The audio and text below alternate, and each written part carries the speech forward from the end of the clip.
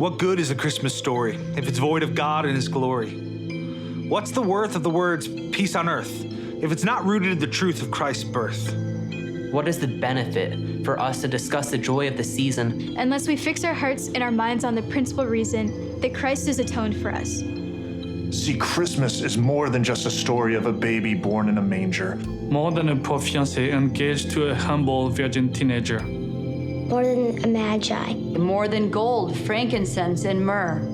It's more than a narrative of the nativity scene. It was so much more that occurred. It's the coming of the Messiah, the fulfillment of all Old Testament promises, the prophecy of the suffering servant and all of his accomplishments.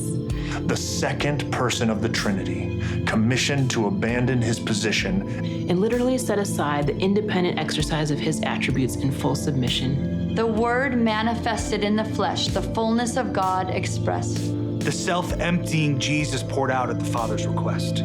The image of the invisible God, the radiance of the Father's fame. Holy, but retained his humanness to empathize with their pain.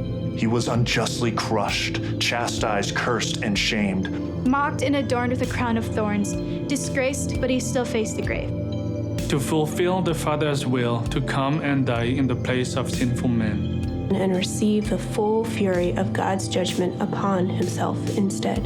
The most monumental mark for mankind made in human history. Wretched sinners being made righteous only by the wounds of the risen King. The condescending of a holy God made in the likeness of men. A child born to be the Savior that would save the world from their sins. The offspring of the Virgin's womb, the Christ, God's own Son. Fully God, yet fully man, the only theanthropic one. This is what we celebrate. Christ, the newborn King. Veiled in flesh, the Godhead see. Hail, the incarnate deity.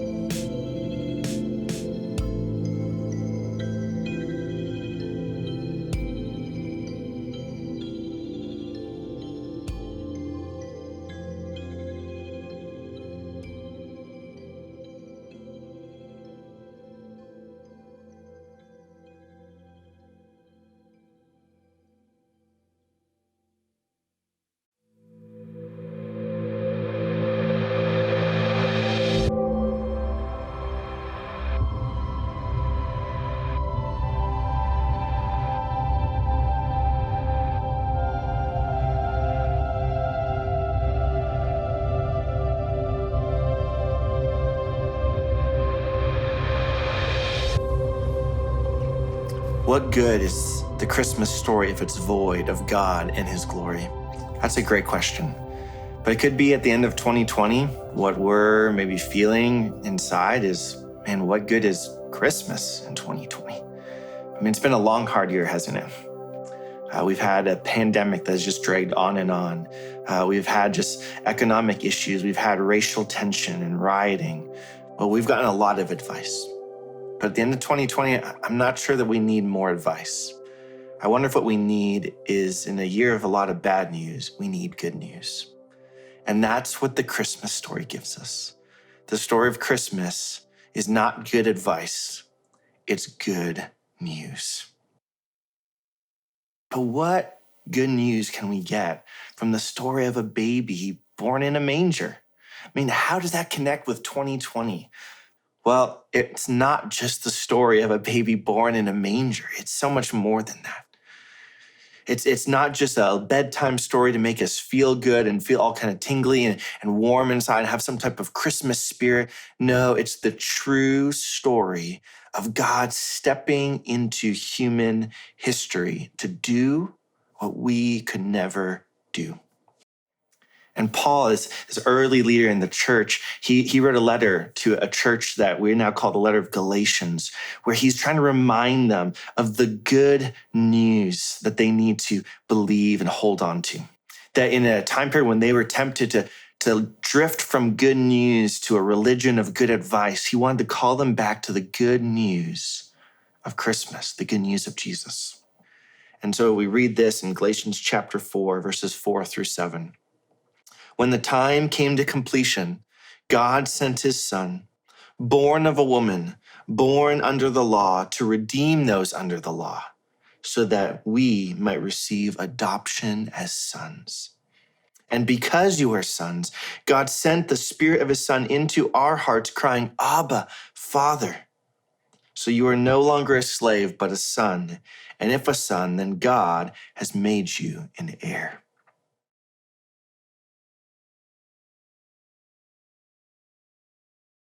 See, Christmas is the good news that God is not distant. That actually God has drawn near to us by sending his Son, and the Son came willingly. But you know what this means, right? If God sent the Son, if he drew near to us by sending him, then there's a cost involved. And we know that, right? We know the cost, the sadness of sending away those we love. Whether it's seeing someone get on a plane or drive away or get on a train, we know the sadness of waving goodbye, even if we're excited about what comes next for them. Well, God sent his Son, and how much greater the cost in the sending when he knew what was in store for his Son. And it wasn't a nice vacation. He was coming to suffer and die. Now, if you read any of the Greek myths, you'll discover that the idea of a God taking on human form, well, that's not unique. But they always just come and go as they please. They take on whatever form they would like. They help for a bit and disappear. Or maybe they come to take advantage for something of their own self. But that's nothing like the sending that happened when God the Son came.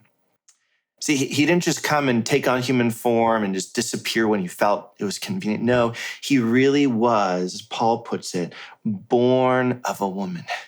But no, he submitted himself to living the full human life, to share all of its joys, to experience its sorrows, to be hungry and thirsty and tired.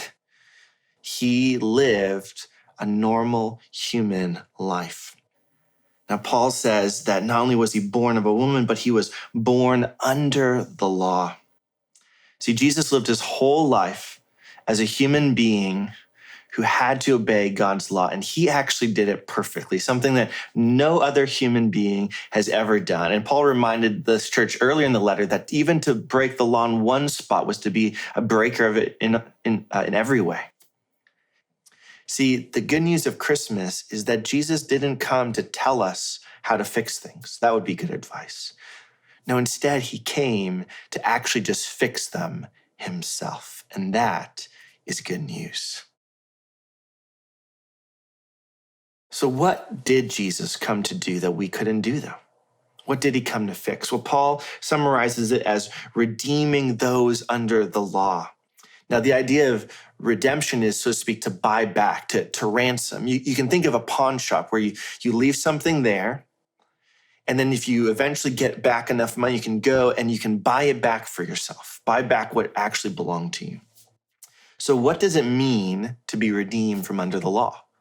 Well, if there is a law and we break it, then there's a consequence. And when laws are broken, even in our own culture, right, a lot of times the consequence can be a financial penalty. A debt is owed. But what if you can't pay? Well, today, you actually can go to jail if you're not able to pay a fine. In Paul's day, if you couldn't pay what was owed, you became a slave.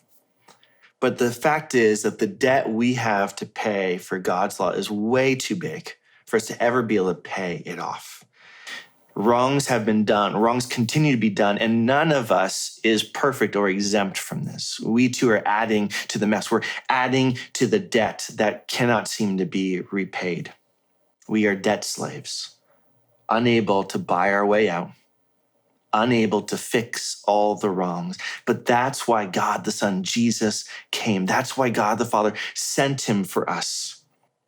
That the one whose life was of infinite value because he was fully God and yet was fully human and so could be a substitute in our place, having perfectly lived the life we couldn't. He was able to offer up his life to buy us out from the debt of our failure to keep the law.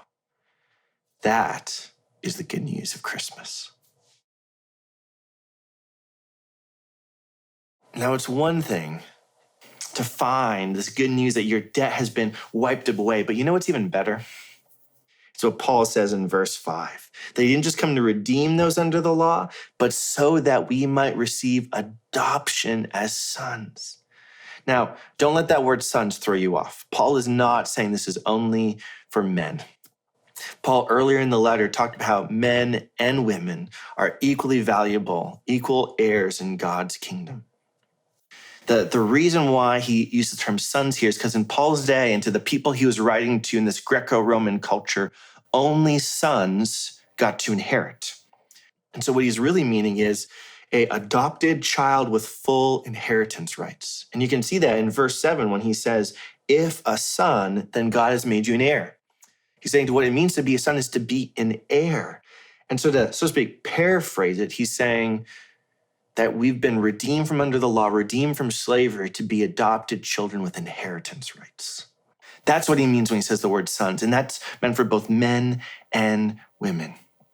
So the good news is you're not just redeemed from the debt you're owed, but now you're adopted into God's family, one in which you get to inherit all that God has. And I was thinking about this recently. What belongs to God the Father? The answer is everything. Everything. And that's what we get to inherit. God promises that we will one day inherit a new heavens and a new earth where everything is made right, perfect justice, perfect peace, no more sadness, no more death. And not only that, but because he's adopted us, he's already now sent the Spirit of his Son into our hearts, that we are not alone. And so to speak, a down payment has been given. We have the Spirit living within us, and the Spirit teaches us to call God Father, Abba.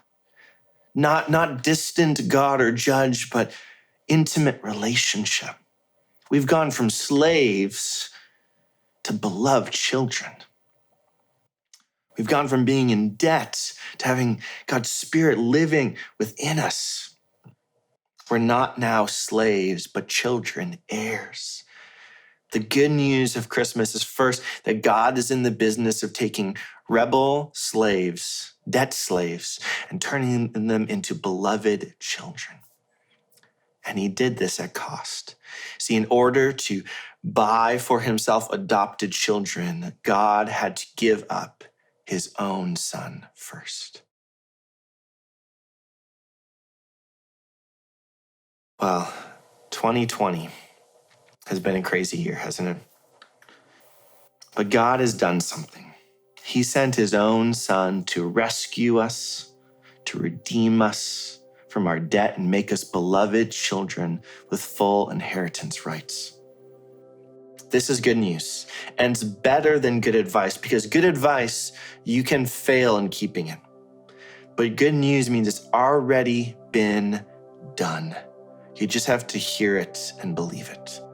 That's why Paul says that we receive adoption. Yeah, receiving means you don't earn it, you don't buy it, you don't work for it. No, you just receive it. And if you've ever been part of an adoption process or know someone who has, you know that they're not making these potential kids line up and do 40-yard dashes and do an NFL scouting combine to see which child will be earned the right of adoption. No, they're just chosen out of love. And it's the same with God. Chosen just out of his sheer love.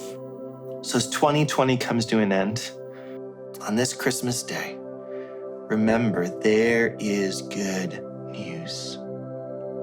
We just need to ask God to help us make it real for us. That we would look ahead and trust that since God at just the right time sent his Son the first time to pay the price to redeem us, that he's also going to send him a second time to bring in the full inheritance. And until then, we receive this good news. We believe this good news. We trust this good news. We rejoice in good news of a God who redeems us and makes us beloved children. That is the good news of Christmas. Merry Christmas.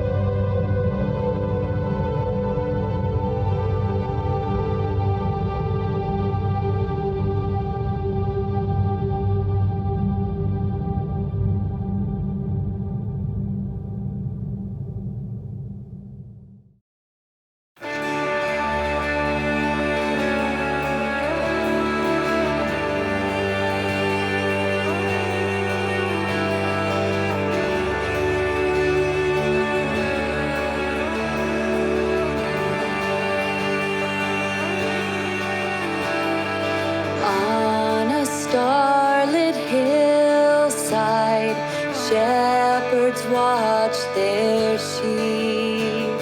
Slowly David's city drifted off to sleep. But to this little town of no great renown, the Lord had a promise to keep.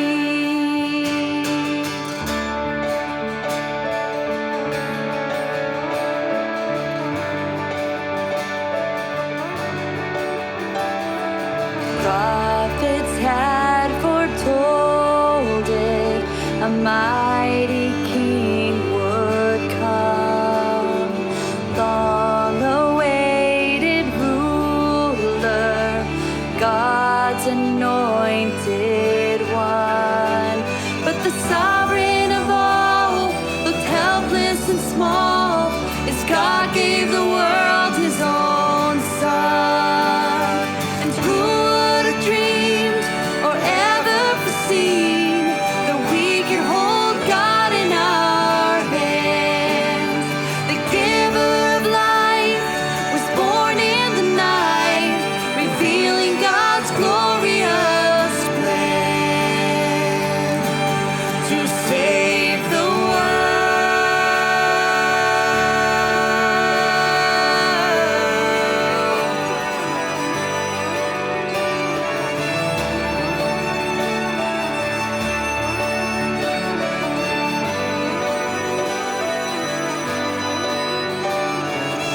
wondrous gift of heaven, the Father sends the Son, planned from time eternal, moved by holy love. He will carry our curse, and death he'll reverse, so we could be daughters and sons.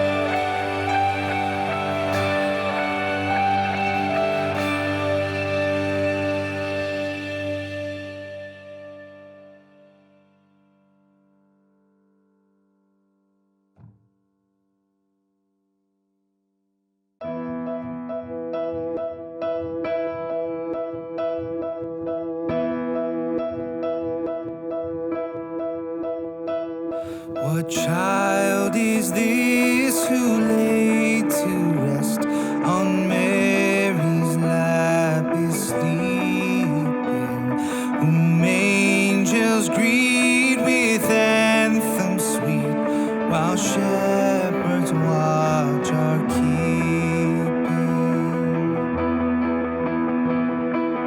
This is Christ the King, whom shepherds guard and angels sing. Haste, haste to bring him, Lord, the babe, the Son of Mary.